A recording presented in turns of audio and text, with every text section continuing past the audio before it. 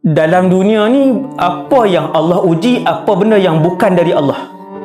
Jawapannya, dalam dunia ni tuan-tuan, dari sekecil-kecil benda sampailah benda yang paling besar dalam kehidupan kita ni, 30 tahun hidup, 40 tahun hidup, semua orang ada pengalaman diuji dengan ujian besar, termasuk saya.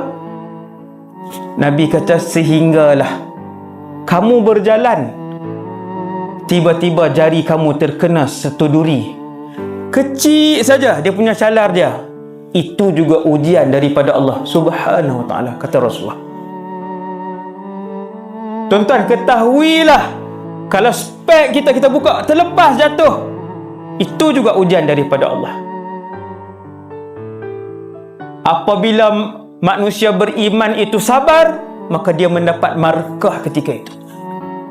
Tuan-tuan, jangan terlepas pandang benda-benda kecil. Ni kesalahan aku lah ni, kan? Ni sebab lalai lah ni, kan? Dia datang daripada Allah Subhanahu wa ta'ala. Orang Islam bila diuji, Allah bagi markah. Orang bukan Islam bila diuji oleh Allah, kebaikan itu akan dibalas di dunia. Beritahu pada rakan-rakan bukan Islam. Orang yang bukan Islam bila buat baik, Allah akan balas. Ni adil Allah di dunia.